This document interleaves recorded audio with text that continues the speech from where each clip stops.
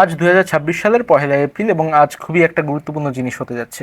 দীর্ঘ ৫৪ বছর পর কোনো স্পেস মিশন মানুষকে নিয়ে চাঁদে যাচ্ছে। ৫৪ বছর আগে লাস্ট মানুষকে নিয়ে কোনো চাঁদের মিশন ছিল অ্যাপোলো 17, এবং তারপর বেশ অনেক দিন ধরেই নাসার ওইসব পরিকল্পনা ছিল না। রিসেন্টলি ২০১৭ সালে তারা আর্তেমিস প্রোগ্রামটি সূচনা করে, এবং আর্তেমিস 1 যেটা, ওটা ছিল একটা মানববিহীন স্পেস লঞ্চ, যেটা ২০২২ সালে লঞ্চ করা হয়েছিল, এবং ওইটা পরীক্ষামূলকভাবে চাঁদের চারদিকে ঘুরে আবার ফেরত আসে, জাস্ট টেস্ট করার জন্য যে নেক্সট টাইম ওটা মানুষ নিয়ে যেতে পারবে কিনা।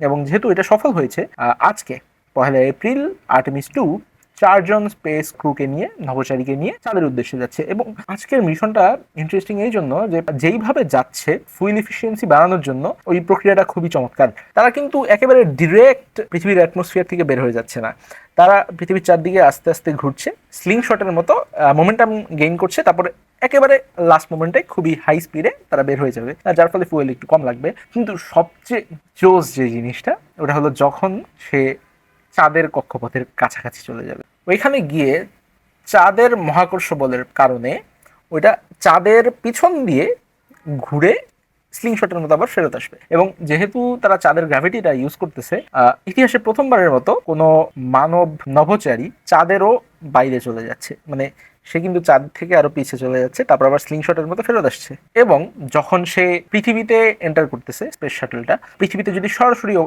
সে এন্টার করে, তাহলে কিন্তু অ্যাটমসফিয়ারের সাথে যে ঘর্ষণ হবে, তার ফলে প্রচুর হিট তৈরি হবে, এবং যার ফলে স্পেস ক্রাফটটায় আগুন লেগে যেতে পারে। তাই জলের ওপর আমরা পাথর মারলে যেভাবে উপর দিয়ে লাফাইতে লাফাইতে যায়, ঠিক সেইভাবে সে অ্যাটমসফিয়ারে লাফাইতে লাফাইতে আস্তে আস্তে মাটিতে আসবে, যাতে করে ফ্রিকশনটা কম হয় এবং কম গরম হয়। তো আর্টেমিস 2 এর পুরো টিম এবং 4জন নভোচারী, যার মধ্যে প্রথম নারী আছেন ক্রিস্টিনা কোচ এবং প্রথম কৃষ্ণাঙ্গ আছেন ভিক্টর গ্লোভার, সকলকে শুভকামনা। এবং আশা করি আর্টেমিস 2 সফল হবে, এবং আর্টেমিস 3-তে তারা প্ল্যান করছে অ্যাকচুয়ালি মানুষকে আবারও চাঁদে ল্যান্ডিং করানোর।